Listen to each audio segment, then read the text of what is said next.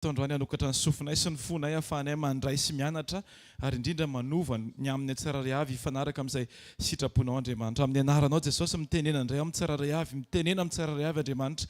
Aoka ny fanainao masina no hibitsika ny ampony tsiraray avy, anangana izay rehetra mety ravatra amin'izay Andriamanitra ary ampahery izay rehetra mety reradreraka. Dia amin'ny anaranao Jesosy tario izao fotoana izao Andriamanitra. Na iza ary na aiza Andriamanitra mandeha ny tsiraray avy an'izao teny izao dia aoka ny fanainao masina no hamangy azy, hanangana azy Andriamanitra tsara indrindra. Amin'ny anaranao Jesosy ampianaro izay Andriamanitra dia tario ary aoka hifantoka izay Andriamanitra amin'ny teninao mandrakariva satria ny teninao ny fananganana, satria ny teninao dia tena fiainana ianao Jesosy Kristy irery ihany. Amin'ny anaran'i Jesosy. Amen. Dao antsika aloha hitehaka meloha nipetrahana ho voninahitr'Andriamanitra. Alleluia. Afaka mahazo toerantsika tompoko. Dia ampifaliana indray no ionantsika eto amin'izao fotoana izao fotoana anankiray izay hijerevantsika manokana, hiresahantsika, hianarantsika miaraka satria izaho mino manokana fa ny mpianatra voalohany tokony handray an'ity tenin'Andriamanitra ity dia izaho. Matoa hoe izay na mangin'Andriamanitra anahy manokana dia misy an'ity zavatra ity tian'Andriamanitra ahitsy amiko manokana. Dia mino aho fa manaiky tsika rehetra hoe ahitsin'Andriamanitra. Amen na? Alleluia. Sekoly Tokantrano ro resantsika androany dia andinitsika hoe ny toetoetra ny tokantrano araka an'Andriamanitra. Amen. Tahaka ny ahoana izany hoe tokantrano tena maneho an'Andriamanitra, ny ambiance ao an-trano, ny régime ao an-trano, ny fifandraisana ao an-trano, ny fifampienoana ao an-trano. Andinitsika hoe ahoana izany tokantrano miatrika fakapanahy zany.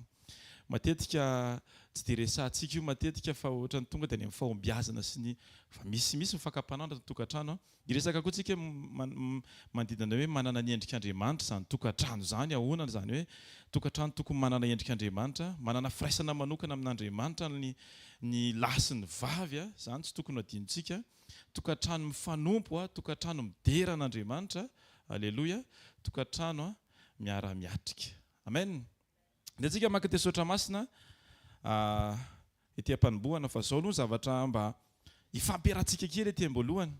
Isaky ny misy ataoko hoe section anankiray vita dia avadikantsika vavaka. Mba tsy ho lasa fahalalana ho anao fotsiny ilay izy dia miezaka tadidinao ny anankiray dia ny ambiny tsisy tadidinao. Satria rehefa rariva ianao rehefa hivavaka mety adidinao tompo ny efatra dia ataovy ohatr'izay koa. Faheta. Fa ny efatra tsinona tsy tadidy fa ny iray tadidy. Fesaky ny vita ny section anankiray dia andaontsika hivavaka. Na tsy manana tokantrano ary ianao dia manana etaeta tokantrano aneriana any maneho an'i Jesosy. Amen na? Dao aloha tsika hivavaka ary. Ray amin'ny anaran'i Jesosy ny teny rehetra eto dia avy aminao raha koa tanteraka aminay Andriamanitra ilay teninao ny filazantsara Matio milaza hoe ny fanahiny raiko no ampiteny anareo. Amin'ny anaran'i Jesosy. Amen.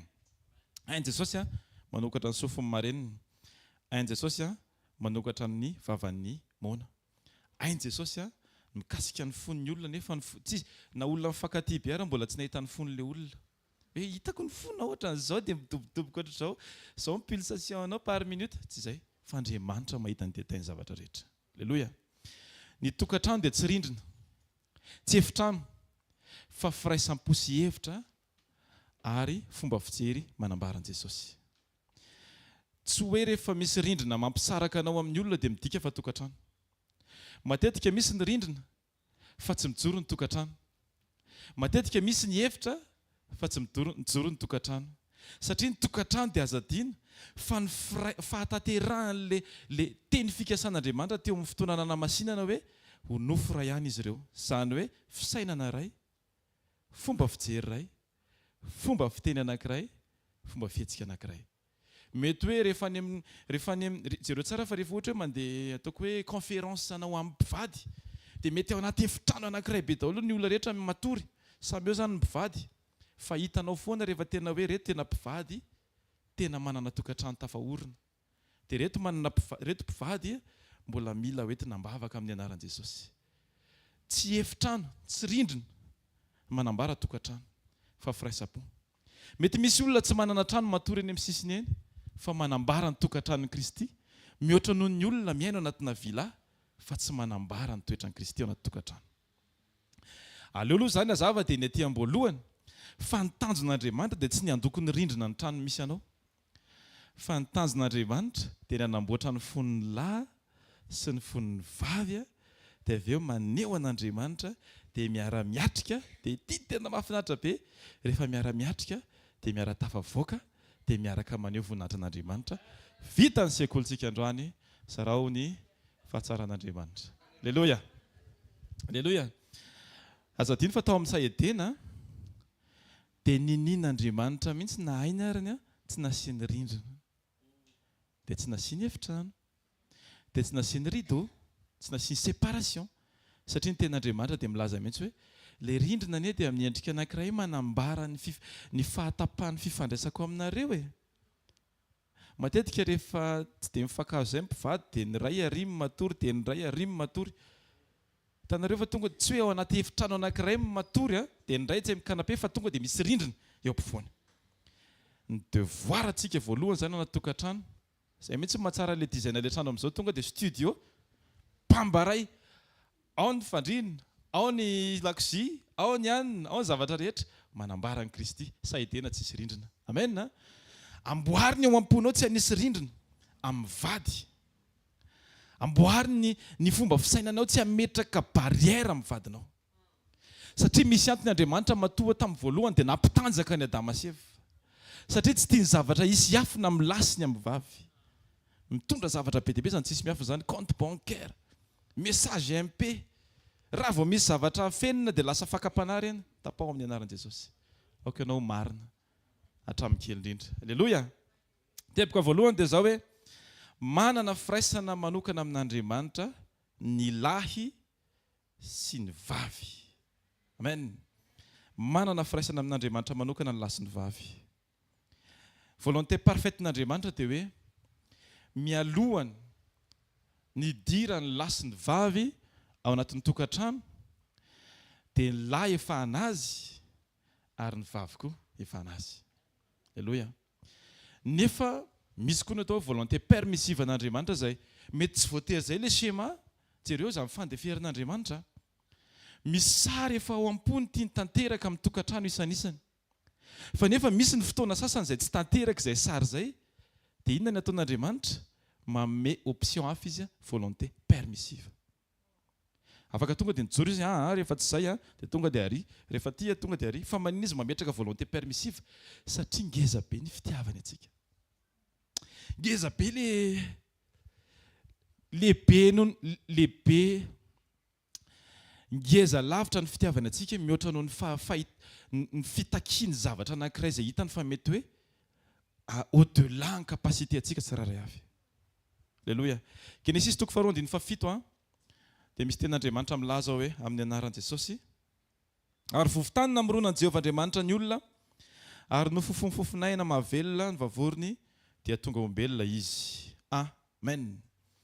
Tsy afaka ny tonga olombelona ny olona anankiray raha tsy misy ny fanahy-masina. Zay ilay niresan'ny pasteur Sandra teo. Ny fanombohana rehetra dia tsy maintsy en présence en Trinité, Ray, Zanaka, fanahy-masina. Alleluia. Andriamanitra ray miteny misy Jesosy ilay teny navoaka ny vavan'Andriamanitra, ny fanahy-masina nanombana ny accomplir na ny perfectionner ilay action tian'Andriamanitra tongavana. Ny fanomboha tokantrano dia tsy maintsy eo an'Andriamanitra. Ny tokantrano tena tafahorina dia tokantrano tafajoro teo anatrehan'Andriamanitra. Amen. Mba ahafahantsika manana bon départ dia aza adino fa tsara be ary tokony mihitsy ny hoe ny lahy sy ny vavy tsy maintsy samy efa niona tamin'Andriamanitra. Au pire des cas, ny ray amin'ireo efa niona tamin'Andriamanitra. Au pire des pire. Fa nefa ny tompo mbola afaka manangana foana. Mety misy tokantrano mbola samy tsy nahalalan'i Jesosy, fa rehefa mivady izy dia lasa nahalalan'i Jesosy. Dia hitanao izay mahatonga ten'Andriamanitra milaza hoe izay maharitra hatramin'ny farany no vonjeny. Important be ilay manana début tsara be, tombony be manana début tsara be, fa aza adino fa tsy fatalité ho anao na sanction ho anao raha ohatra sanatria tsy tsara ny début anao, fa ataovy azo antoka fa ny finalité anao miaraka amin'ny Jesosy dia mety ny zavatra rehetra. Amen. Andao sitsika tehaka ho an'i Jesosy aloha ary. Alléluia. Jereo tsara fa rehefa niteny izy hoe nanamboatra ny Adama izy dia misy teny mazava tsara teto, Genesis 2:21-22, ozy izy hoe amin'ny anaran'i Jesosy: ary Jehovah Andriamanitra nasindroy atory andra-lehilahy. Amen. Hatreo aloha ny sary rehetra ny alohan'io zavatra io zany dia zao: Genesis 2:7 dia Andriamanitra namorona ny lahy. Aleluia. Rehefa namorona ny lahy Andriamanitra dia tsy voasoratra mihitsy hoe teo Eva nitazana hoe ataovy ohatr'izao ny orona, dia ny volony ataovy vakitapony, na hoe ataovy tsy demande ny Eva mihitsy ny Adama. Tsy tao anatin'ny tonom-bavaka Eva i Adama, satria tsy tian'Andriamanitra hoe le etaetany nofo no mivaliany amin'ny fotoana anankiray, satria Andriamanitra mahafantatra ny tsara ho an'ny Eva. Aleluia. Izay mahatonga ny hoe ny anjarantsika ho an'izay tsy manambady mivavaka amin'ny Jesosy fotsiny, fa aza mitomany tombo ataovy vakitapony izy, tombo ataovy an'izao izy. Aleluia. Satria Andriamanitra mahafantatra ny toetra tena mety indrindra compatible aminao manokana. Amen. Misy antony Andriamanitra matoa tsy nangataka ny aviany Adama reto tamin'ny conception an'i Eva. Dia misy antony koa izy matoa tsy nangataka ny aviany Eva tamin'ny conception an'i Adama. Satria tsy maintsy nisy tsirairay jereo tsara mihitsy fa i Adama zao rehefa miforonona dia i Adama sy Andriamanitra rery teo. Dia rehefa miforonona indray Eva dia Eva sy Andriamanitra rery indray teo. Dikan'izany dia zao hoe les relations intimes individuelles aloha ny tian'Andriamanitra ho tafapetraka. Zay vao misy ny fanambarana any Adama sy Eva. Aleluia.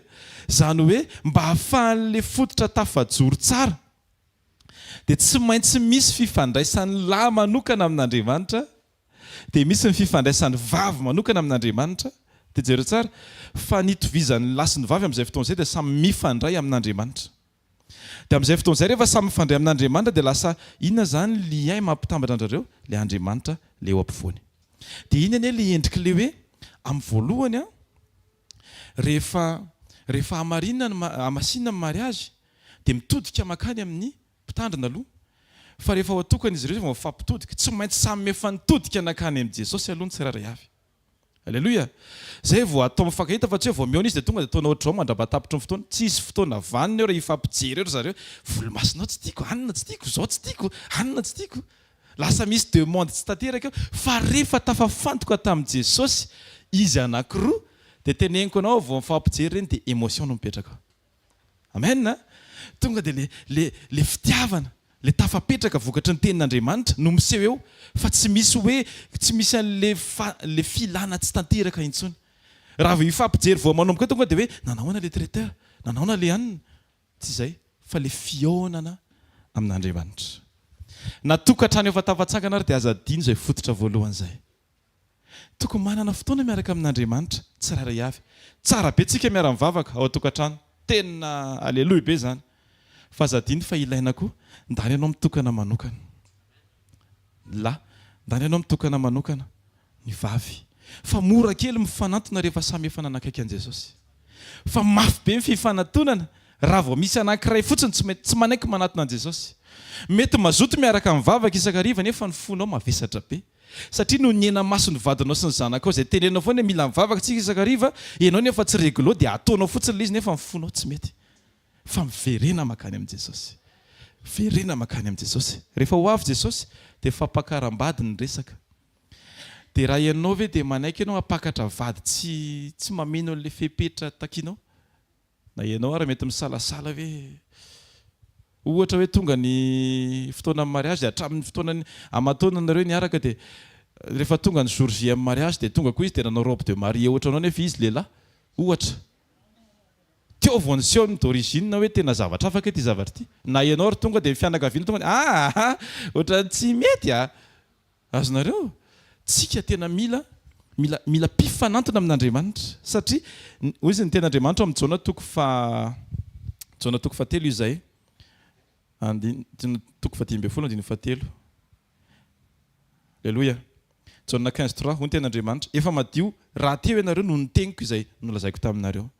Rehefa zatra mitondra ny tenako eo amin'i Jesosy za manokana dia iny manadio ny foko sy ny tenako miaraka amin'Andriamanitra. Tsy ny fifampiresahako amin'ny olona izay mety hoe anankivetsatra ny vahaolana, fa ny fifampiresahako amin'Andriamanitra no manova ny foko. Ka amin'izay fotoana izay rehefa miresaka amin'ilay olona mety hananako zavatra dia tsy ny fiovany no mitondra ny fiovako, fa za efa novainy ny tenin'Andriamanitra niainga tany amin'ny toerana mangingina izay niaonako tamin'Andriamanitra. Za no facteur tokony mitondra an'ilay fanovana, fa tsy miandry an'ilay olona miova vao tonga saina hoe tokony hiova amin'izay efa niova izy. Jesosy ohatran'izany aleluia. Tsy niandry ny fiovandry Petera izy na dia voateny foana ary Petera vao nijoro izy zany zanak'Andriamanitra. Ndraindraytsika anaty tokantrano dia lasa fampiandry taona ohatr'izay dia fampiandry kakay hoe miovy ianao ary manao an'izao. Tsy izany tsy sitrapody Jesosy. Diso zany le jauna 14-12 raha zay ny façon-tsika hoe zay mino ahy dia niasa ataoko ny ataony koa. Jesosy tsy mpanao an'izany. Jesosy tonga dia izao miverina amin'ny teny foana izy misy antony ny reto matoa. Jesosy iny le zanak'Andriamanitra laha tokany presio amin'Andriamanitra fa tsy manao asan'Andriamanitra raha tsy nialava mivavaka ny alina. Tsy maintsy miverina mivavaka ianao ny alina. Alleloia. Satria ny mivavaka ny alina iny sady maka ny omaly no manomboka ny amin'ny ampitso. Amen. Zany hoe raha misy zavatra tokony régularisena tamin'ny maly fotoananao manokana iny. Raha misy zavatra tokony apetraka eo am-pelantan'Andriamanitra ny amin'ny zavatra atrehanao izay mbola tsy hainao akory dia amin'ny marain'alina fanaovana an'izany zavatra zany. Satria azoko antoka fa matetika mantsy ny excuse tsika za zany inclus anatin'izany. Be dia be zavatra atao tsisy fotoana zao fa firy amintsika manao zavatra amin'ny roa maraina. Mety misy sahirana be amin'ny roa maraina. Ankoatran'ny hoe mpanao mofo dipaina zany mety ohatran'izay. Any fa amin'ny roa maraina tsisy an'izany fa afaka mifoha daholo ny olona rehetra. Ary amin'ny anaran'i Jesosy mifoha daholo ny olona rehetra. Alleluia. Mivavaka ny olona rehetra. Tsy misy olona tsy te hatory zany amin'ny roa maraina.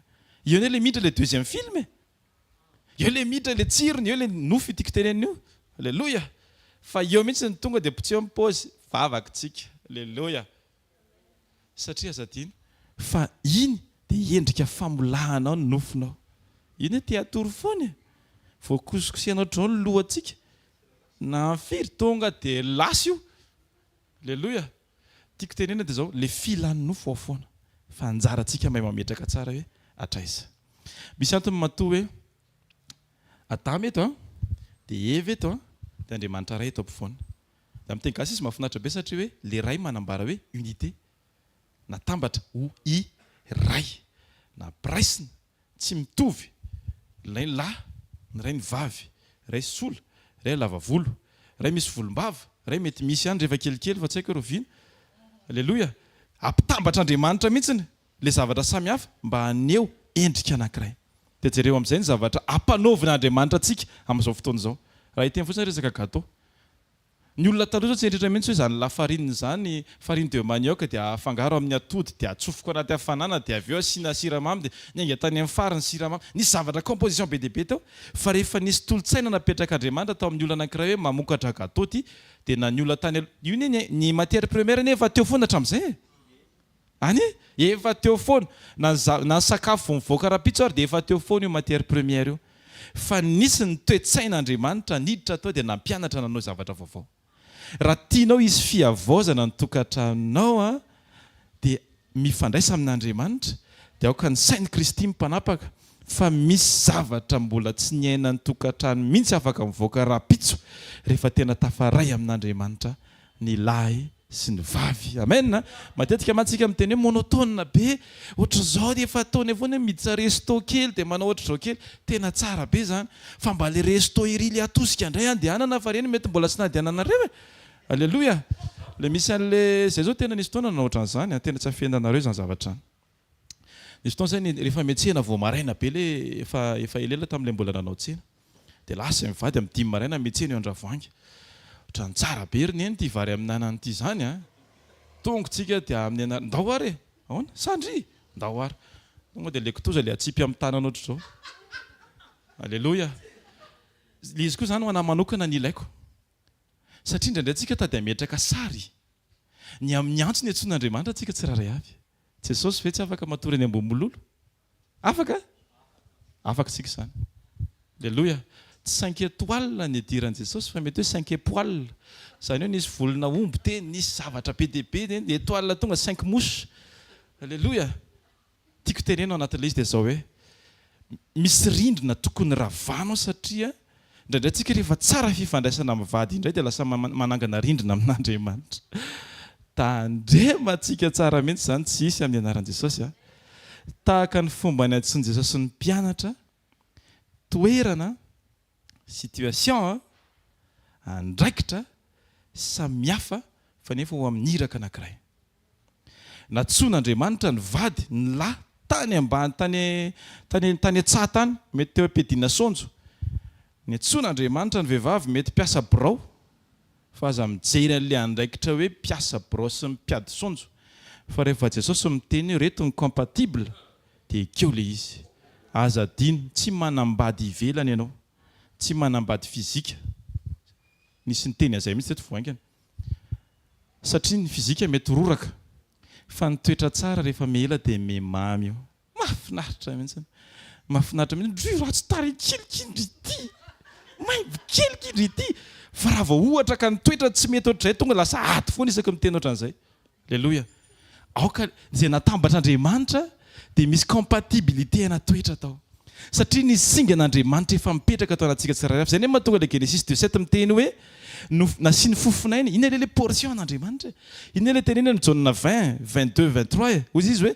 raisy ny fofinaina dia mifane masina le fane masina very tao amin'ny Genesis 2:7 no naverin'Andriamanitra ny amin'ny Jauna 2:20 satria misy zavatra hitany hoe tsy possible ho tanteraka mihitsy reto sy ny tokantrano raha tsy misy ny fane masina manomboka zavatra eo amin'ny fiainany alleloia dia jereo tsara Jauna 7, 38, 39 ny fitoeran'ny fany masina dia ao amin'ny kibo ny vokatry ny fifandraisan'ny lahy sy ny vavy rehefa mipetraka ny zaza dia ao amin'ny kibo mipetraka fanehoana ny firaisana tamin'Andriamanitra sy ny vokatry ny fany masina nefa fisiany zaza alleloia satria tsisy olona nampianatra resaka sexualité tany am-boalohany na ny biby ary tsy ampianarana sexualité fa Andriamanitra nametraka an'izay ataoko hoe instinct tao anatsika izay nafantatra hoe zao ny tokony atao mba hahafahana mahazo zaza nisy programme an'Andriamanitra zany tao lasa tanteraka rehefa feno ny fany masintsika dia verina ny Genesis 26, 27, 28 programme an'Andriamanitra hoe mameno ny tany izy tsy niteny ohatran'izao tokony ataonareo fa directive ny nataony dia ny fany masina miakompanie anao hoe zao ny lalana sy tokony atao miatrika an'izay zavatra izay amen aza atao ambany zavatra ny fananana ny fany masina ahoana tsara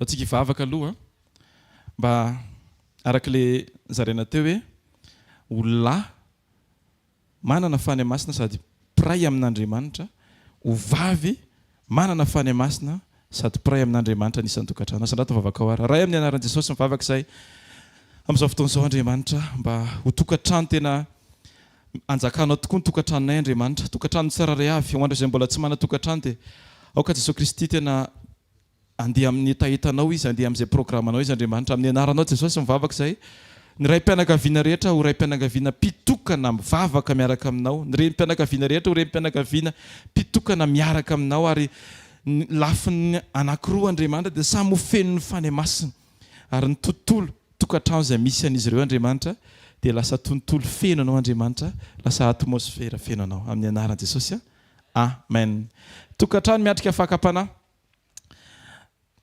rehefa miaraka amin'i Jesosy dia zavatra tena angatahany tompo indrindra dia ny honnêteté ny fahatsorana alleloia ary azadiny fa ny olona zatra mitsotra amin'i Jesosy ny afaka mitsotra amin'ny olona fa tsy honnête ianao raha ohatra ka hoe zatra mitsotra amin'ny olona ianao dia nefa tsy zatra mitsotra amin'i Jesosy lasa misy limite foana eo misy réserve foana ao ambadika ao fa rehefa hitanao ny olona afaka tonga dia hitanao eny amin'ny tarehany hitanao eo amin'ny fiainany tsy mananinina fenina izy rehefa miona amin'ny olona anankiray izy dia tsy miezaka le hoe mitandrina sao dia voateniko ity misy réserve ao ambadika izany matoantsika manao an'izany hoe sao dia voateniko le ohatra hitanao misy zavatra miafinao misy tsy sitrapon'Andriamanitra alleloia alleloia rehefa tena miaraka amin'i Jesosy dia ohatran'ny nitanjahantsika tonga teto an-trano ny tokony hitanjahantsika anatrehan'Andriamanitra ain'Andriamanitra nanao hoe ohatra hoe tena rehefa teraka dia tonga niaraka amin'ny blouson cuir satria mpanao roka ny tena tanjon'Andriamanitra ao an'ilay zaza ohatra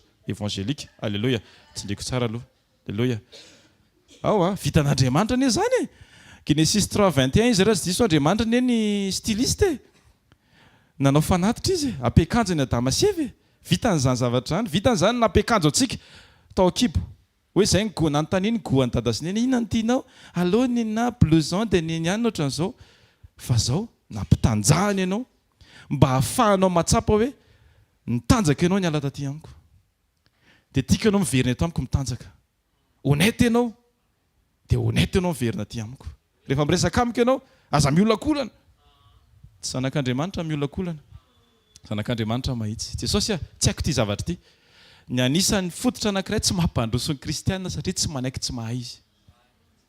Raha vao miady maître fotsiny hoe tsy haiko ty zavatra ty dia tena tonga eo ny tan'Andriamanitra amin'ny teny izay mihitsy anie ilay niandrasako taminao e azonareo. Fa raha vao ianao mametraka ny tenanao hoe indrasako tsara aloha fa za mino fa ampianarin'Andriamanitra ty nefa ny andrasan'Andriamanitra aminao hiteny hoe tompo tsy haiko ty zavatra ty. Tsy afa-baraka ny anao raha tsy mahay e. Tsy afa-baraka tsika raha tsy mahay. Ary le izy tsy efenanao ambadiky ny titra hoe raha vao izy kosa ve voatra zao tokony hainy daholo ny zavatra rehetra. Jesosy rery reto mahay ny zavatra rehetra. Amen. Tsisy olona mahay zavatra rehetra zany. Jesosy rery ihany no mahay zavatra rehetra. Sy tehaka ho an Jesosy ary. Alléluia. Korintiana voalohany toko 7:17.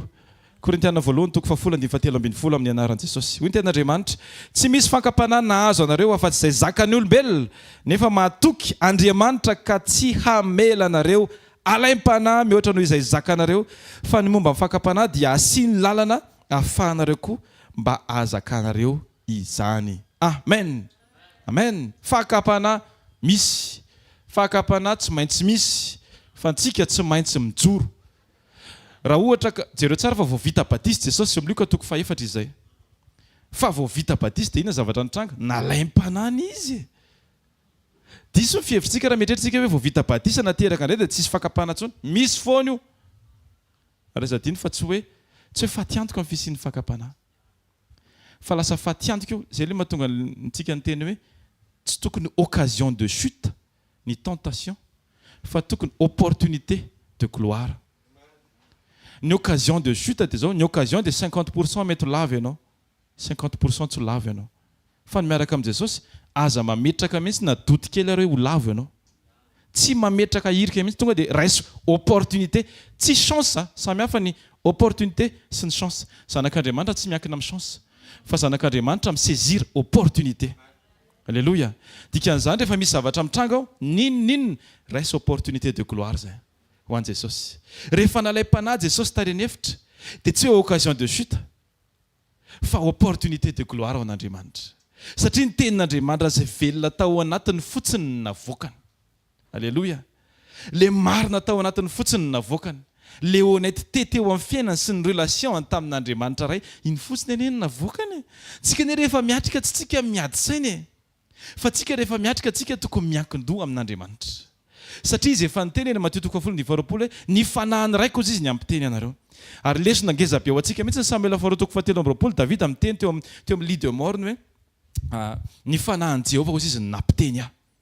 Nandritra ny fotoana izay nampiasan'Andriamanitra ny Davida zany kay dia nisy fanahan'Andriamanitra niasa tao am-bavan'i Davida tao. Nisy ny fahalavona tao amin'ny Davida.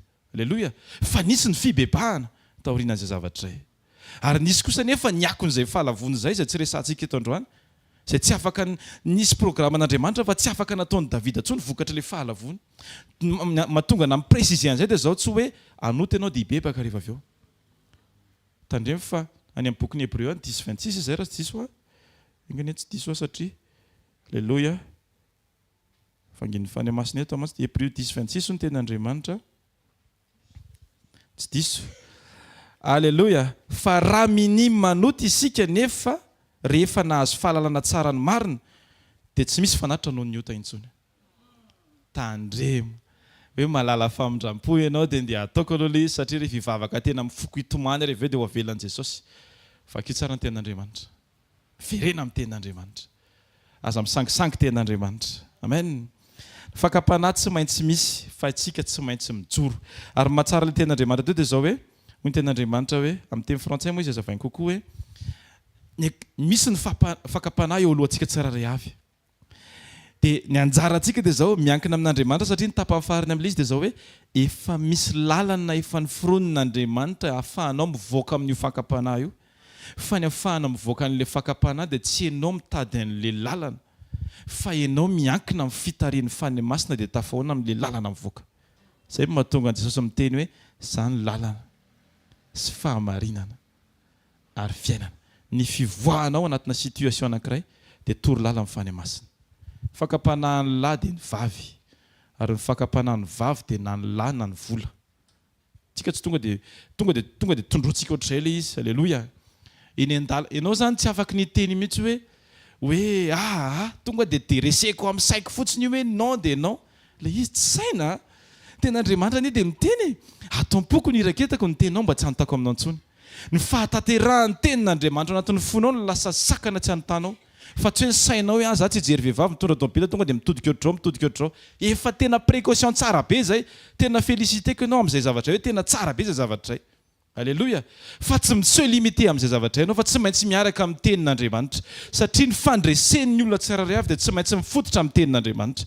Ianao ne rehefa ianao reherea raha vao tsisy tenin'Andriamanitra marina anatinao dia lasa mipermettre ho azy ianao hoe lasa misy argument anatin'ny sainao ohatra miteny hoe tsy maninona fa zavatra tsara mijery fotsiny. Misy fomba fiteny zay hoe ahoana moa? Masa mijery tsy mitondra mody. Mitondra io.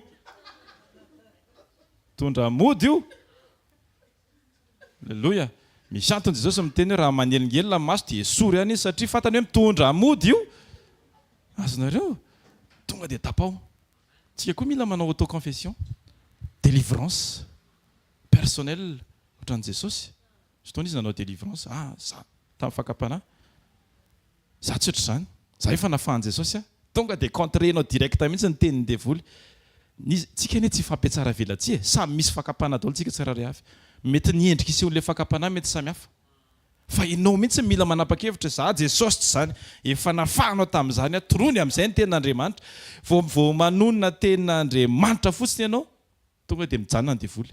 Vao miteny tenin'Andriamanitra ianao dia mijanona ny devoly. Fa raha vao mbola principe ny sainao io hoe za zao za rangaha ohatra zao za rehefa vita batisa za izy ne mahafantatra an'izany hoe vita batisa ianao.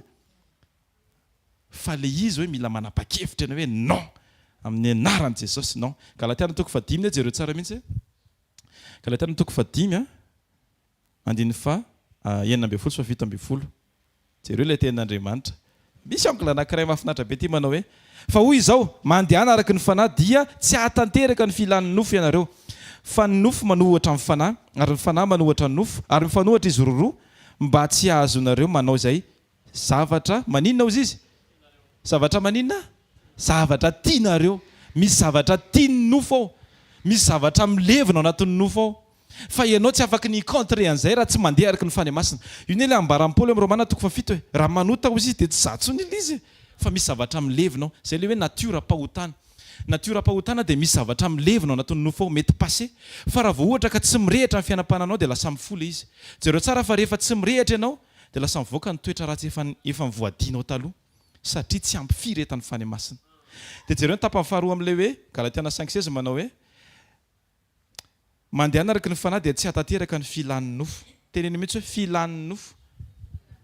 Any dikan'izany dia zao le filan'ny nofo ao ihany. Fa ny fanahy-masina mila miakatra maka ny fitarihany ahafahanao tsy mandeha araka n'ilay filan'ny nofo. Nampanompon'Andriamanitra tahaka ny ahoana ianao rehefa mifadiana dia mahatsiaro noana kely any aloha. Misy ny filan'ny nofo. Rehefa lany moky ianao dia mangididy kely ihany na dia tena ohatran'ny cuir be ary ny hoditra ao. Mangididy kely ihany izy. Alléluia. Zany hoe tsika zany tsy afaka niamby mihitsy hoe za tsisy filan'ny nofo. Ianao ne rehefa terena izay rehefa nisotro rano be dia be tsy maintsy mipipi ianao. Satria filan'ilay nofo izay zavatra izay lany ianao mipipi. Tsy hoe bokona be dia hivadiana dia hivavaka dia voatanako io Jesosy. Tonga ianao dia miakatra aty amin'ny vesy ilay izy dia tsy mety. Azonareo? Misy io mila manaiky zany tsika hoe misy io fa zao mila manaiky kokoa tsika fa ny herin'ny fanahy-masina ao anatintsika dia efa teren'Andriamanitra tendren'Andriamanitra andresiny zavatra rehetra. Jaona 1:4 amin'ny anaran'i Jesosy hoy ny fivaky ny tenin'Andriamanitra. Jaona 1:4 Alléluia. Anaka ianareo dia avy amin'Andriamanitra hatreo fotsiny amin'ny anaran'i Jesosy. Anaka dikan'izany hoe zanaka nateraka an' Jesosy anizy ianao an'Andriamanitra ianao avy amin'izy ianao avy amin'Andriamanitra ianao. Raha avy amin'Andriamanitra ianao dia nitoetran'ilay ny havianao no tokony avoakanao fa tsy nitoetranao le eto an-tany ny avoakanao. Raha misy zavatra efa naleviny dia aza fongarina intsony indray izay mahatonga antsika tsy mamadika. Satria tsika indraindray tsy mamadika eta maso fa mamadika tsy hita maso. Zany hoe ilay toetra efa nalevin'ny tompo mbola afongarinao indray dia loloavinao indray hoe natoko nahita ny anarako mihitsy. Tsy fatanga zavy zany mivavaka fa misy fotoana rehefa kitihana dia ohatran'izao ihany aza mamadika ianao. Alleluia. Ndraindraitsika mamadika satria misy zavatra tiatsika aseho hoe za eo nivoa amin'ny fianakaviana rehefa mivavaka dia rehefa fivorim-pianakaviana voalohany taona te ho boby daholo ny rehetra. Aoka ianao tsy ho te ho boby. Alleloia. Mandeha fera, tsy maninona mavomavo kely, fa misy tenin'Andriamanitra sarobidy be ao am-bavanao. Asitehaka ho an'i Jesosy amin'ny anaran'i Jesosy. Alleloia. Misy tenin'Andriamanitra te hivoaka ao. Alleloia. Misy tenin'Andriamanitra te hiasa ao. Rehefa feno, rehefa ny importance ny fanetretena, ny olona manetretena mora feno ny fanahy masina. Satria rehefa miakatra ny rano dia ny faritra aiza ny feno voaloha?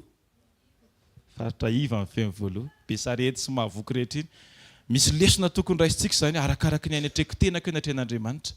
Ny atonga aho feno iaina amin'ny fahafenona isan'andro isan'andro. Matoa ianao tsy feno satria ianao joro foana. Mijoro amin'ilay mahaenao anao foana ianao. Apetraka foana hoe le je suis. Na dia tokony Jésus de Nazareth lasa je suis de Nazareth ny asehonao. Alléluia. Mila miovitsika. Alléluia. Hoy izy ny ten'Andriamanitra hoe satria lehibe izay ao aminareo noho izay ao amin'izao tontolo izao. Raha jerena amin'ny endrika ivelany dia izao hoe ianao ray dia izao tontolo izao ngeza be, fa nefa ilay ao anatinao mbola ngeza noho ilay ngeza be izay hitanao ivelany. Azonareo ve ilay fiasan'Andriamanitra tsy takatra saina hoe ianao anankiray mijoro eo dia misy zavatra ngeza be mihitsy eo aminao, mihoatra noho ilay zavatra ngeza be izay hita eo ivelanao. Ohatra mampatsiaro manokana an'ilay hoe ny tamin'ny fotoana anankiray rehefa Elisa sy ny mpanompony, tsy nahita ny mpanompony hoe feno miaramila ny tompo manodidina. Fa nefa Elisa nahita hoe waouh, misy miaramila be dia be reo. Possible mety miray efitrano ianao amin'ny olona anankiray fa ny hita tsy mitovy. Dia mahatonga le différence ny zavatra hita. Toe-po io. Tsika ne samy miatrika délestage sy ny rehetrarehetra. Fa avelanao anaovan'ny toe-ponao ve izany zavatra izany. Tsy midika izany hoe tsy midika izany hoe tsy mijustifie ny zavatra misy raha miteny an'izany zavatra izany. Fa araka ny tenin'Andriamanitra milaza hoe miara-miasa soa ny zavatra rehetra dia fanontaniana mipetraka ary tenina efa niara-niasa soa anao ve ny zavatra nitrangatra amin'izay. Tena efa niara-niasa nahasoa ny tokantranonao ve ny zavatra nitrangatra amin'izay. Rehefa mipika ny jiro dia mipika ny telefona, mipika ny télé, raikitra ny discussion. Izay zany ilay tombony aloha. Miresaka miaraka amin'ny ankizy. Misy fifandraisanao. Raha vao mandeha ny courant dia miasa papa, manomana any papa, manao an'izao papa, fa raha vao tapaka ny jiro, tonga dia lasa mitangorona ho azy ilay satria matahotra maizina sasany. Miara-miasa soa ny zavatra rehetra. Amen. Hitanareo zay zao ilay endrika herin'Andriamanitra, manifestation ny herin'Andriamanitra. Raha vao mifanalavitra loatra amin'ny famille dia misy zavatra déclenché ny Jesosy satria nisy anankiray mivavaka, tonga lasa tambatra. Vaky daholo ny vilia antsika fa lasa vilia ray sisa. Tambatra vilia daholo amin'izay antsika rehetra. Alléluia. Alléluia. Very koa ny sotro, tambatra sotro indray antsika rehetra. Alléluia. Fa ny kaopy ohatra mbola ao ihany ny ray. Ray, tambatra kaopy izany antsika rehetra. Alléluia. Misy programan'Andriamanitra foana ao. Amen. Hivavaka antsika ho amin'ny fiatrehan'ny ankohonana amin'ny fakapanahy. Mba tsy ho lavo fa ho mpandresy ny ankohonana tsiraray avy. Asarata vavaka ao ray amin'ny anaran'i Jesosy mivavaka izay mba ho tafajoro ny ankohonana rehetra amin'ny fakapanahy rehetra, na resaka voninahitra, na resaka vola, na fahalavona ara-tseksoaly Andriamanitra dia tapahanay za amin'ny anaran'i Jesosy Kristy, tsy hanana hery, tsy hanana fahefana amin'ny tokantrano tsiraray avy, ho tafajoro ny rehetra, ho tafajoro ny lahy, ho tafajoro ny vavy, ho tafajoro ny zanaka amin'ny anaranao Jesosy, ka tsy ho adinonay mihitsiny. Fa rehefa masina ny loha dia masina ny tena rehetra. Rehefa tafajoro ny raim-pianakaviany, tafajoro ny rem-pianakaviany dia tsy mila toriana ao anatin'ny tokantrano fa tafajoro ny zanaka sy ny olona miasa ao an-trano. Amin'ny anaran'i Jesosy androany tanteraka izany. Alléluia. Amen. Amen. Amen. Alléluia. Tokantrano misy lahy sy vavy mifanampy sy miara-mitarika. Amen. Hoy ny tenin'Andriamanitra amin'ny Genesis 18 hoe ary Jehovah Andriamanitra nanao hoe tsy tsara raha irery raha lehilahy dia anaovako vady sahaza ho azy. Ny fahatsarana araka an'Andriamanitra dia tsy tokana fa fahamaroana. Izay mahatonga anazy ny teny hoe na izy ara nahita an'izay hoe misy zavatra tsy feno satria rehefa niteny izy andeha isika andeha mboatra olona tahaka ny endritsika pluriel. Dia rehefa nanao eny Adama izy ditany hoe singulier dia tsy maintsy navadiny pluriel le singulier mba tena aneo anazy marina. Dia jereo tsara, tsy le singulier ny tian'Andriamanitra fa le pluralité na le fahamaroana. Dia rehefa jerenao ny dika teny hafa le pluralité dia hoe abondance. Dia raha vao miteny hoe abondance ianao dia Jaona 10:10 ny ao am-ponao hoe fiainana be dia be. ny fahatanteran'le fiainana be deaibe araka ny programan'Andriamanitra tamin'ny alalan'i Jesosy dia tsy maintsy vokatry le fisian'le fahamarona zay le vondrona, izany hoe le ankohonana voatahiry ao amin'ny tenin'Andriamanitra. Tsy olona anankiray intsony no mivavaka mitodika makany amin'ny Jesosy, fa ny ankohonana ray manontolo mihitsy no mitodika makany amin'ny Jesosy. Dia maninona? Rehefa samy mitodika makany amin'ny Jesosy dia logiquement misy zavatra anankiray mitsangana ao, lasa miara-miatrika, lasa miara-miasa, lasa mifanohana amin'ny vao maraina rehefa vao mifo dia miaraka mivavaka. Fa tsy mifampiandrikendry tony hoe zay manao bonjour voalohany dia zay tsy manao voalohany dia iny ny ilana vaniny aloha hatramin'ny folo. Dia rehefa tonga ny amin'ny folo dia miteko inona indray ry zany fa feno ny tenin'Andriamanitra, miteny sitrapon'Andriamanitra. Rehefa misy fotoana laviny anankiray reraka avy any amin'ny asa, tsy hoe lavo amin'ny fakapanahy, alleloia, tsisy an'izany amin'ny anaran'i Jesosy Kristy, amen. Fa rehefa hoe reraka ny nofiny ohatran'izay sy ohatran'izany dia misy mampahery ao, alleloia, tsy voatery lehilahy foana, lehilahy ma tsy hoe pampahery, mety hoe misy mamahery koa ao, alleloia. Fa ny lasy ny vavy mifampahery foana amin'ny fotoana rehetra, samy hafa mihitsy ny miara-miatrika. Tsy mitovy ny hoe olona anankiray miatrika sy ny olona anankiroa miatrika. Heninao fa amin'ny maha-olombelona anao misy fotoana ianao tena mba mitenena kely aloha maman, ilaiko kely ianao le miteny tsy hoe kizitina, hoe kizidiany kely fa avabe ianao zany ohatra tsy kizidina tamiko mihitsy androany. Tsy izay le izy fa hoe mba mitenena tenin'Andriamanitra amiko ianao fa tena tiako le fampiasan'Andriamanitra anao manokana. Ao anaty tokantrano dia misy an'izany. Ohatra ny anay zao ohatran'izany hoe za zao tena tiako mihitsy hoe mihaino ny fampiasan'Andriamanitra ny vadiko. Satria misy angle tsy hampiasan'Andriamanitra anahy mihitsy fa hampiasan'Andriamanitra ny vadiko. Dia za koa mila miaccepter an'izay zavatra izay. Tsy hoe ianao no voahositra en tant que pasteur dia tsy maintsy ianao ny vava miteny. Fa misy fotoana ny zazakely ao an-trano ampiasain'Andriamanitra. Misy fotoana izay salama be zanakay lamatoa, tena lesona be ho any amin'ny vady mihitsy izay. Ny alina izy dia nandoa.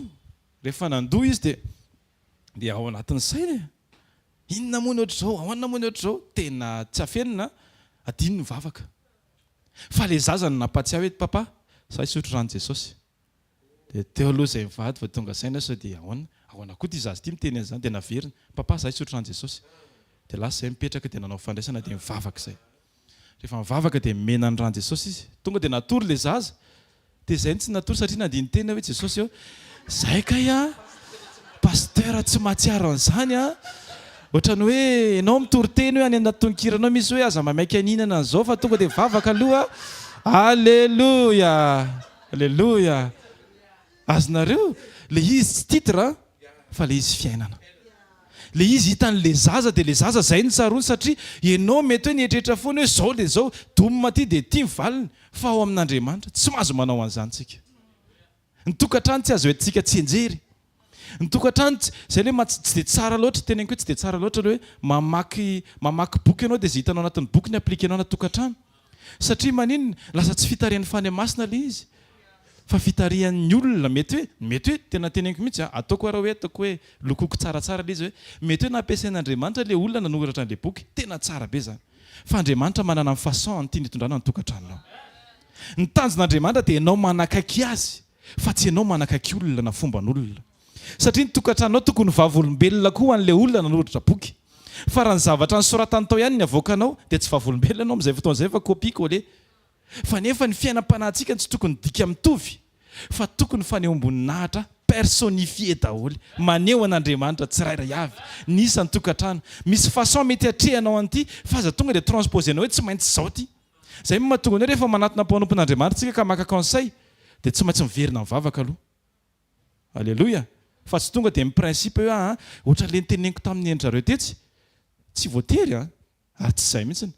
Fa ny tena sitrapon'Andriamanitra tsika miankina n'Andriamanitra. Ny atao hoe vady sahaza dia partenaire, mpiara-miasa, miara-miatrika, tsy miara-kivy. So dia rahana daholo ny zavatra rehetra andao mba miara-kivy. Tsy izay, tsy miara-kivy. Alleluia. Satria tsy ny zavatra rehetra ny arahana. Misy fotoana misy tokony mampahery, mampijoro. Misy fotoana misy anankiray manangana. Rehefa samy miara-tafatsangana dia ny any ivelany atsangano indray. Vady sahaza mifanohana. Alleluia. Miomany ianao hifanohana ao an-trano. Alleluia. Misy antony matoa body fotsy iray ny hitambarana. Miara-mafana na miara-mangatsika. Alleluia. Amen. mitambatra foana zay le ambarany i papahito foana hoe tsy mahazo misara-pandriana mpivady rehefa tena miady atsanganony kodory dia ray ao ambadika dia ray ao ambadika tsy misara-pandriana zany tsy mahazo manao an'izany alleloia mitambatra foana fa vao fampikasika iny akikely tongotra tonga dia miavana mila hitanareo le izy tsika anie manangana zavatra ampisaraka fa Andriamanitra manana programa ampandroso antsika isan'andro amen ny fahombiazana dia tsy azon'izay tia mandeha rery fa manaraka izay tia mampandroso ny hafa alleloia naomby mission an'i Jesosy satria hoe tsy hoe nampandroso ny tenany izy tsy hoe vita ny azo fijaliana dia vitako dada le izy fa ndeha hody amin'izay tsy izay fa vita le izy fa nisy impacta teo amin'ny hafa ny fisian'ny ministeran'i Jesosy alleloia ny ministeranao atokantrano dia ataovy azo antoka fa miimpacte ny ankohonanao amen mba ahafahany ankohonana tafajoro tsara foana koa amin'ny anaran'i Jesosy ndao tsika hivavaka mba ho tokantrano feno tena alleloia tsy hoe kapisady sy amoreginy ao fa tena ho tafika anankiray zany hoe tena tafika mitambatra ny ao fa tsy mifanohatra alleloia tsy mifanambana basy alleloia fa mifanondro amin'ny fitiavana asan'rato vavaka androany ray amin'ny anaran'i Jesosy vavak'izay mba ho tokantrano feno fifankatiavana feno fifanampiana feno fifampienona ao anatin'ny tokantranonay amin'ny anaranao Jesosy alleloia amen efa mandeha fotoana tokantrano anankiroa tokantrano endrika tokantrano anankiroa jerentsika vetivety tokantrano mifanompo Efesiana 5:23 fa ny lahy lohan'ny vavy dia tahaka ny Kristy koa lohan'ny fiangonana ary izy no mpamonjy ny tena alleloia ny dikany loha dia mitarika miditra voalohany miatrika voaloha rehefa avy ny orana ny lohanao ny lena voaloha alleloia zany hoe iny miatrika ny zavatra rehetra ny lahy miatrika ny zavatra rehetra aza raisina tahaka an'izao le teny hoe zany lohany dia zay tiako tsy izay fa jereo ty ten'Andriamanitra ty Matthieu 20:26-27 ny ten'Andriamanitra fa tsy mba toy izany anareo fa zay ho teo lehibe aminareo no mpanompo anareo alleloia amen dikan'izany dia zao hoe lehilahy tokony lohany amin'ny serviteur ao an-trano ny lehibe amin'ny mpanao servisy ao an-trano dia ny lehilahy alleloia ny tokony aneo ny endrika Kristy voalohany indrindra ao an-trano dia ny fitondrantenantsika lehilahy amen zany ho isaky ny mihetsika dia tokony maneho any Kristy diso zany le sary hitantsika foana manao hoe papa eo ambony canapé dia mitana télécommande dia maneraka angalaoka capigeon dia hovay ty zavatra ty dia irao ty zavatra ty papa efa reraka be avy niasa ohatrao dia ataovy zay hitanareo tsy izay io ten'Andriamanitra ten'Andriamanitra amin'ny teny reraka be ianao avy any an-trano manao ohatran'izao ianao fa zao ataovy aloha fa rehefa hitan'ny ankohonany hoe manao malgré ny effortnao dia lasa miteraka fitiavana ndry izy ary ty efa reraka mbola manao seriperatra amin'ny 2 maraina andao rangaha ataontsika amin'izay le izy tsy hoe endrasanao amin'ny 3 maraina fa aloha amin'ny 3 fa reraka tsara eo amin'izay azonareo lasa miteraka fitiavana ny sakrifisy rehetra amen fa raha vao ohatra anao ka tonga an-deatrana za tena nanao an'izany mihitsy nisy fotoana alleloia reraka vany dia tena mbola manontany madama hoe ohatra ahoana ny anaovana ohatran'izao tena maman tena reraka be sao dia mba afaka ataonao zany zavatra zany dia za mieritreritra hoe mety zany zavatra ataoko izany fa nefa kay ny ilain'le vady écoute dia attention mila mametraka an'izany tsika na reraka be ary anao dia sokafo ny sofinao nefa zao azoko antoka fa raha ny directeur anao ny telefonanao hoe ny tompoko anona tompoko zao tompoko fa rehefa mivady maninona ny tsy izay mila miova ny ekipa aloha ny atsangana fa tsy ny ekipa ny ivelany ny atsangana tsy afaka nijoro ny tokantrano raha vao ohatra ka misy pilier anankiray mirava ary raha vao pilier anankiray fotsiny mijoro ao dia reraka be ny pilier iny hafa mihitsy rehefa pilier roa alleloia mifanangana ny tokantrano raha mbola tsy mahay accepter ny imperfection ny vadinao ianao dia mbola tsy tsapanao ny degré ny tolérance an'Andriamanitra tamin'ny imperfection anao alleloia rehefa tsapanao amin'izay Jesosy hoay zany zavatra tsy mety ataoko dia mora ho anao kokoa amin'izay miaccepter hoe tompo mety oatra nahy ihany izy fa mbola mila lalana mila tantanin'Andriamanitra dia ampianarao irespecter sy accepter an'izany zavatra zany tsy hoe manaiky fahotana tsy izay fa micomprendre dia manangana Jesosy ny ohatran'izany Jesosy tsy tia fahotana fa nefa izy rehefa mahita antsika tsy anao dia tia hanangana foana izy tsy hoe leo be io efa omaly ny bebaka dia vao maraina amin'ny fito dia namerina leo be sady manao ohatr'izao Jesosy amin'ilay volony tsy nanao an'izany izy fa ny fitiavana dia avaoziny foana fatany jereo tsara ny zavatra anankiray ty fatany nefa omaly ianao ny bebaka fa androany ianao mbola solafaka kely tamin'ilay toetra ihany dia ho maly nefa izy dia efa honnête be na dia efa fantany arana pitso dia mbola mibebaka ianao androany dia hozy izy hoe ok tsy maninona zany ka ny tena mamela dia tsy manisa tsy mametraka an'ilay hoe efindro zay a matoa ianao ny teny hoe findro nisainao le ray azonareo fa rehefa ohatra ka miteny ianao hoe mbola tony tsy misy dia tsy tadidinao akory hatramin'ilay maly alleloia raha vao miteny hoe indro zay intelo zay ifinefatra zay aika ilay izy tsy afaka atao am-ponao nandritra izay fotoana zay mila mitandrintsika tsirairay avy amen alleloia tokantrano mideran'Andriamanitra rehefa marina ny tonkira ny ray mpianakaviana dia marina ny tonkira ny rem-pianakaviana dia marina ny tonkira ny zanaka raha tianao heno inona mozika irenesan'ireo an-trano dia asia mira ny zanany fa zay irain'io zanany io tsy maintsy zay ny irainao na mety hoe irain'ny fiarahamonina koa satria nisy fotoana tena nandeha zay ohatra zany a nisy fotoana zay nandeha nanao fampianarana tany amin'ny sisiny tany a dia niakatra altara le zanak'ilay pasteur tamin'izay dia za moa tsy teo dia nasen'ilay olona nihira zany fa tonga dia irafa mihitsy kakabe le pasteur taizana ino ty zazy ty an'izany zavatra zany ake le olona manodidina azy mampianatra azy tandremo ny zanakitsika sao dia éduquen'ny fiarahamonina mahatonga an'ireny satria tsy ampy mozika ao aminao tsy ampy fiderana ao aminao fa raha vao mitotona fiain'ny fiderana ao aminao dia zay mozika ivelany mandalo hoe tsy mipasy ao amin'ny sofiny zany fa tonga dia mandalo fenoy fiderana an'Andriamanitra amin'ny fiainantsika sy ny ankohonana mba isaky ny miatrika ianao dia tonga dia ny zavatra tsaron'ny ankizy hoe akaiky mpamonjy aho alleloia zany hoe na ianao ary dia rappelen'ny ankizy amin'ny alalan'ny fiderana mivoaka eny ambavany rehefa miatrika zavatra anankiray tokantrano feno fiderana ny mpivady dia tokony mpifanohana ao anaty fiderana fa tsy manao ohatrany nataony Mikala tamin'ny Davida hoe oadray tsy malala menatra pastera dia mandihy ohatrao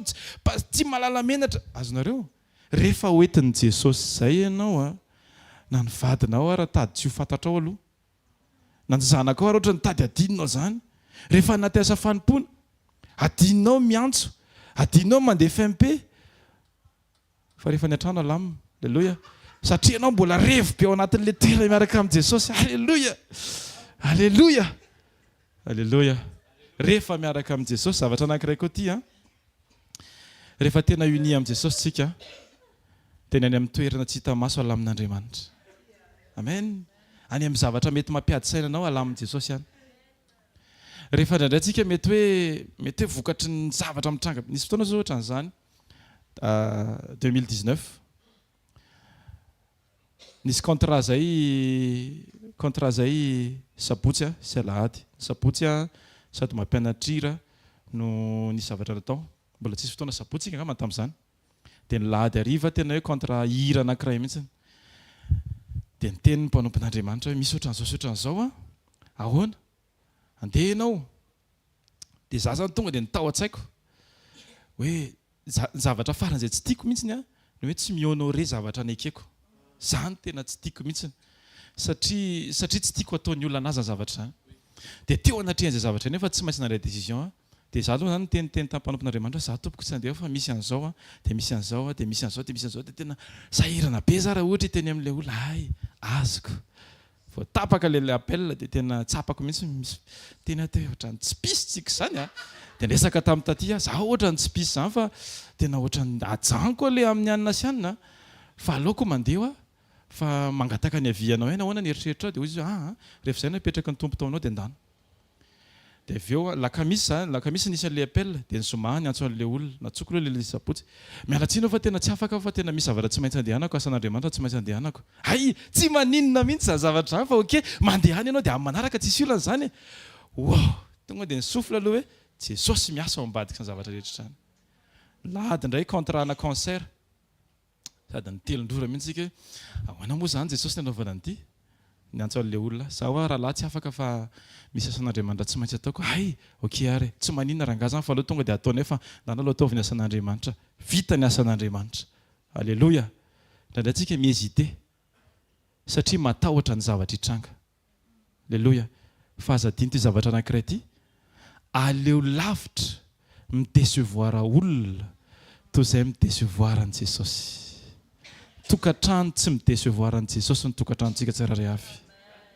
tokantrano voatsangana miaraka amin'i Jesosy ny tokantrano tsiraray avy tokantrano misy fifanohanana, misy fifampitariana, misy fampaherezana. Mety tsy tafakatra sekoly ianao fa tonga dia misy sekoly fampaherezana zany ao tokantrano.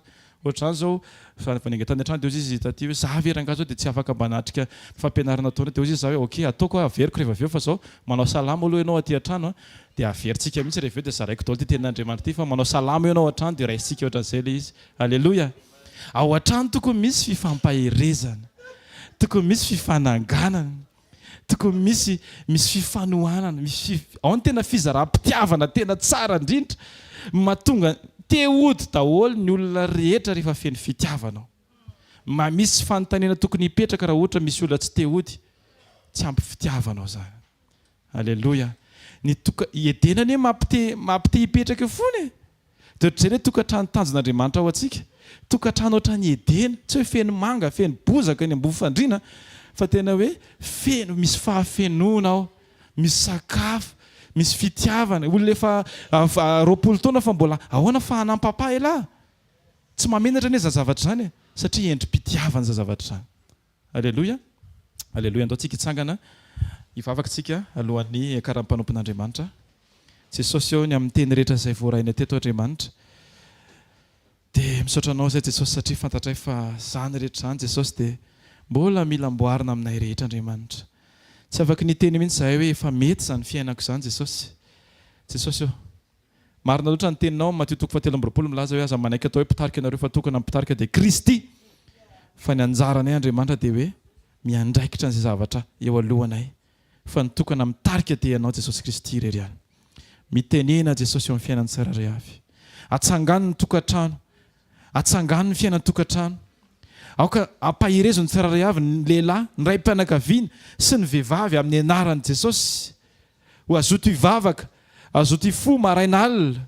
Tsy hoe rehefa vita ny lahy dia efa kotahan'ny lahy sy ny vavy zay, tsy izany Jesosy. Fa mila mihitsy ny tsirairay avy samy manana intimité miaraka aminao Andriamanitra. Satria ny antom-pisinay Andriamanitra dia ny anao izay sitraponao, izay sitrak'ilay Andriamanitra rainay. Taio ny ankohonana, taio ny zanaka, taio ny fanompony tsirairay avy. Ao anaty tokantrano, aoka ho mpifanohana amin'ny asa fanompona izay mety ataon'ny lahy na mety ataon'ny vavy. Fa ny tena tsara indrindra Andriamanitra dia samy ao anaty asa fanompona anankiray ny lahy sy ny vavy. Mba hifanohana, androso hatrany ho voninahitry ny anaranao Andriamanitra. Amin'ny anaranao Jesosy, aoka ny teny rehetra izay voazara teto Andriamanitra dia ho tsaroanay ary hiasy eo amin'ny fiainanay.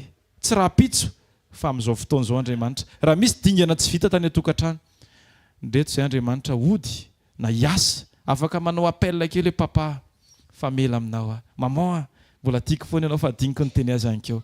Ampianary izay Jesosy izara fitiavana. Naizanaiza andehananay dia aoka ho hita fa Kristiny velona ao anatin'ny tsirairay avy. Aoka tsy ho tenin'Andriamanitra ezahana arabraba eo amin'ny mason'ny olona Andriamanitra no mamaika anay. Fa ilay toetranao Kristy marina sy velona ao anatin'ny tsirairay avy. Dia amin'ny anaranao Jesosy. Alleloia. Amen. Raintsika ny mpanompon'Andriamanitra Pasteur Tsao. Alleloia. Tehaka ho an'i Jesosy tsika. Nazao toerana vetivety fetrany dia hanao fanatintsika ho fankasitrahantsika an'Andriamanitra satria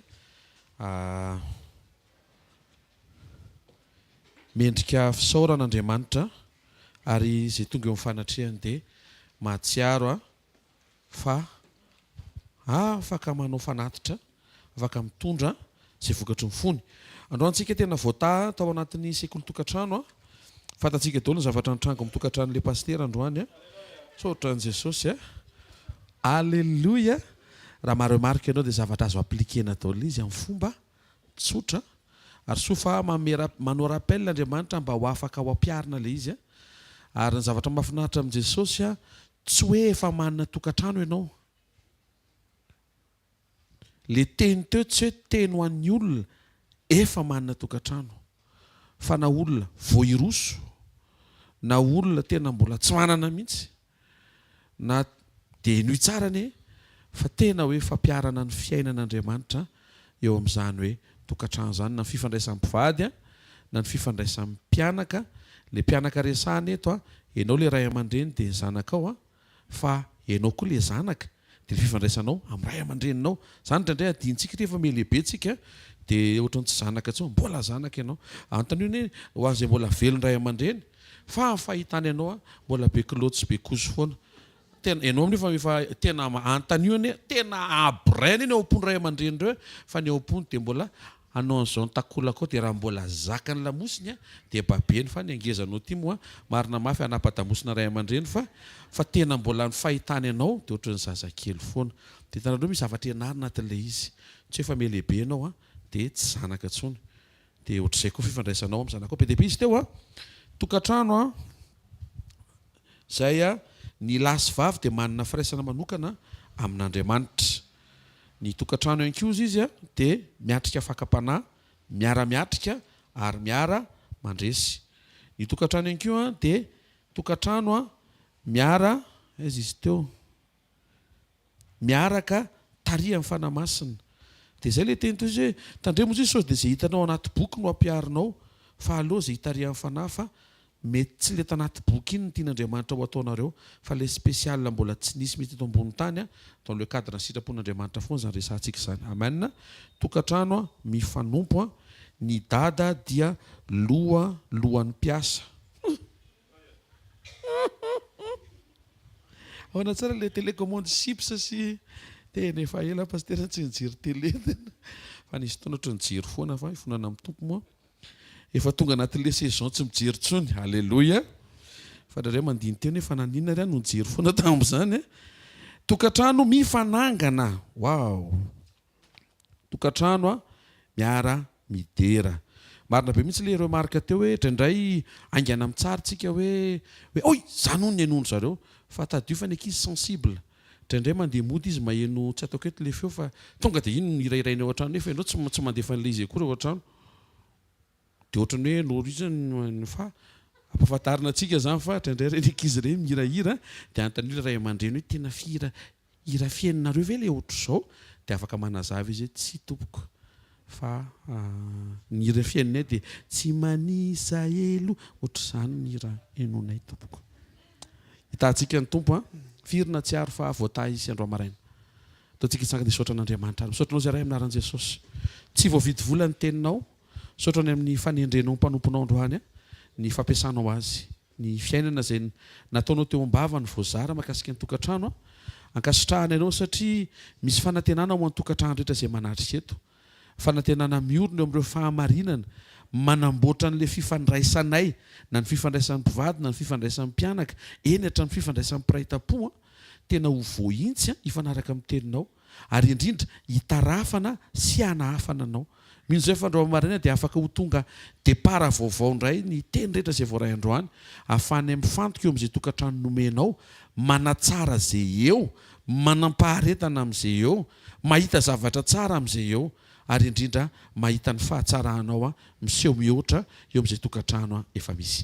Amin'ny anaran'i Jesosy. Amen. Tsofina rano sy tonoana ny tokantranonao ho tokantrano feno fahasoavan'Andriamanitra, feno fahatsaran'Andriamanitra, miaina eo amin'ny sitrapon'Andriamanitra, misy Andriamanitra, mifandray amin'Andriamanitra amin'ny anaran'i Jesosy, miombona sy miray amin'Andriamanitra, mandresy miaraka amin'Andriamanitra.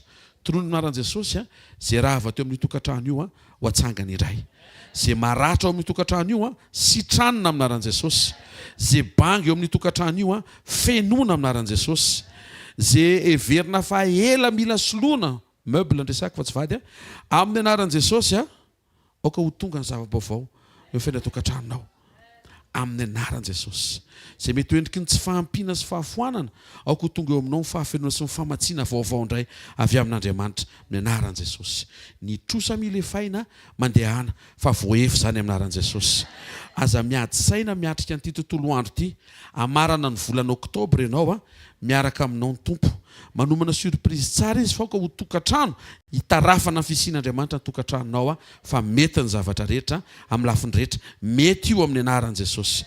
Mandehana fa amarana ny herinandro ianao amarana n'ity volana ity amin'ny voninahitra amin'ny anaran'i Jesosy Kristy tompo ny andronao anio tsofina rano ho andro miavaka ny anaran'i Jesosy.